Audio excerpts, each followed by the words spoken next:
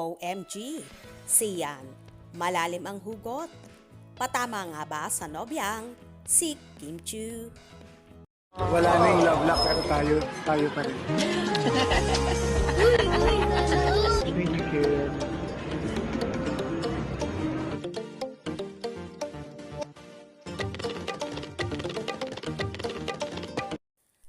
Marami nga ang naaalarma sa post na larawan at short video ng actor-director sa kanyang Instagram account kung saan may caption na, "Have a great week ahead everyone."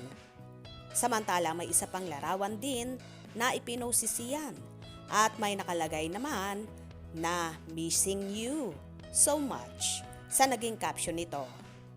At ang isa pa ay may nakalagay na "Munting paalaala."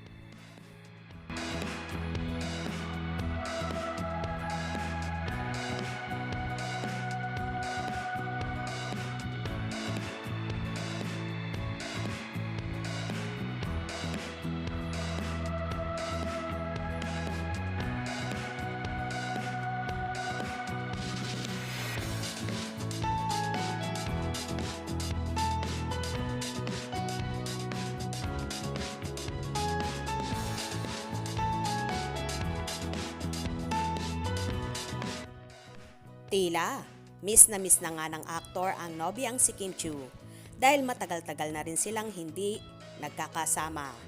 Naging busy kasi ang aktres sa kabi-kabilang trabaho kung saan nagkaroon siya ng show sa Los Angeles, California at nagliwaliw din siya doon. Binigyan din ng pagkakataon ni Kimi na madalaw ang kanyang ate Kris Aquino na ikinatuwa naman ng huli na sinasabing nabawasan ng 50% ang sakit niyang nararamdaman dahil sa pagdalaw ni Chinita Princess. After nga nito ay dumiretso naman si Kim sa Hong Kong para naman makasama ang kanyang It's Showtime family kung saan chill at nag-relax din sila doon.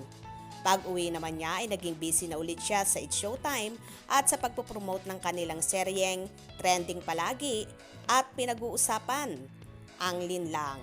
Kasama niya dito sina Paulo Avellino at JM De Guzman. Samantala, busy rin naman ang binata sa taping ng kanyang serye na Love Die Repeat with Jenilyn Mercado. Dahil nga sa sobrang busy nila pareho at tila si Kimi ay nababawasan na ng oras na makasama ang nobyo at marami ang nagsasabi na tila nagtatampot na mimiss na ni Sian si Kim. Kaya palaging malalim ang hugot nito. Ang tanong, patama nga ba ni Sian kay Kim ang mga post niya? Wala na nga bang oras si Kimi para sa nobyo? May ilan namang mahaderang fanay ang nang-iintriga na tanging si Kim Chiu lang ang nagla-like sa mga post ni Sian. Samantalang sa post ni Kimi ay hindi man lang daw nagla-like ang aktor na pinabulaanan naman ito ng ilang Kimsi fans.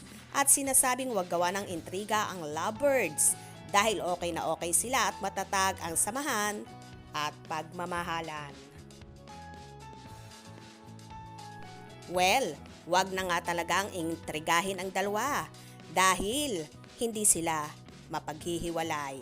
For sure, after naman ang heavy schedule ni Kim at Sian ay paniguradong gagawa ng paraan ang dalawa na muling magkasama. Kaya wag nang gumawa ng kwento na hiwalay na sila dahil so strong ang relationship ng Kimsi. Kaya naman tumutok at wag pahuhuli sa mga maiinit na kaganapan. Hope you enjoyed. Please subscribe for more info.